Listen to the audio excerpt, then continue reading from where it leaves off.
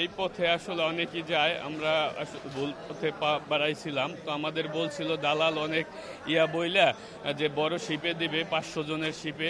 তো আমরা এই ভরসায় দিছিলাম যে আমাদের বাসায় রাখবে।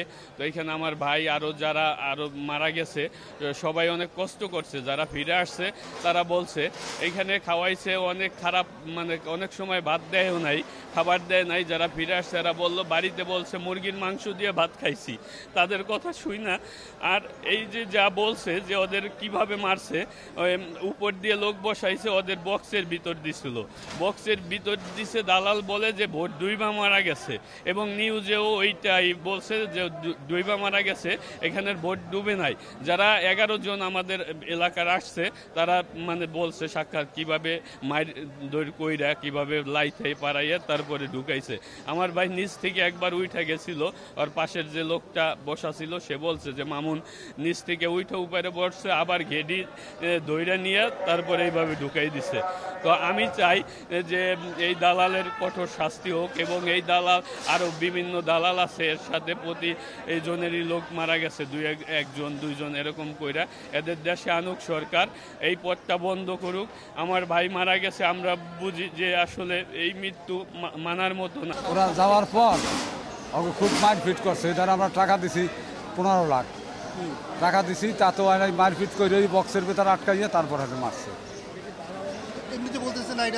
না না, লোক ওইটার ভেতর লোক ছিল, তারা বলছে ওইটার ভেতর 2-1 ছিল লোক। এটা কাদের কাছ থেকে শুনলেন যে এটা নৌকাডুবি হয় নাই, মারছে? এটা কাদের কাছ থেকে শুনছেন? শুনছি ফেরত আইছে 2 জন আমার দেশেই, তারা বলছে কি বলছে যে এই ঘটনা।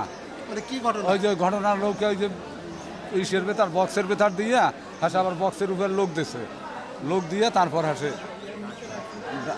মারছে। এটা আমি আসলে সঠিক বলতে পারবো না। আমি যখন ঢাকা থাকি, আমি বাইকনার ফ্লাইট পড়ছে, আমি শুই না, আইসি বাইকনারে উঠাই দিতে গত মাসে। আসার পর বাইকনারে উঠাই দিয়ে দিছি, পরে ওর পরে না 1 মাস পর ওর পড়ছে। 1 মাস পর পরার পর পরে হঠাৎ একদিন শুনি যে বাইকনা জাহাজে মারা গেছে। মারা গেলে এই শুনেই আমরা ঢাকাতে অনেক কি করে গেছি, যাই দেখে আসলে সত্য ঘটনা মারা গেছে। পরে কি বলে মারা গেছে সঠিক করতে পারি নাই।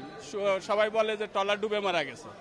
এখন শুনি যে আসলে ট্রলার ডুবে মারা যায় নাই। ওখানে বোর্ডের লোক ধরে এলো 40 জন, নিচে এলো 70 জন 60 জন নিয়ে ওকে একটা বক্সের ভিতরে যাইতে পারছিল না, আমার বাইকনাটা যাইতে চাইছিল না, ওরে পিটাইয়া নিচে আরে ডুবে নিচে ঢুকাইয়া 12 জন, যে 12 জন ইঞ্জিনের নিচে ঢুকাইয়া কভার দিয়ে ডাইকে হেলাইছে, ওই 12 জনই মারা গেছে।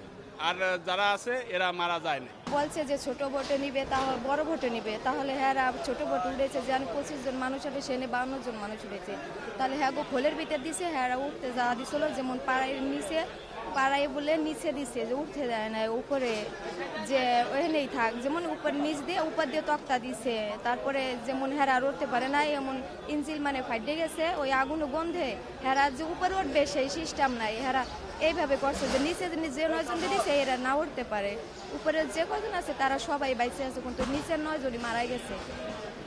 তো আমার হলো ছোট ছোট 2টা মেয়ে, তো আমি কি করবো? আমার পোতা একটু ঘরও নাই, হিসেবে জায়গাও নাই।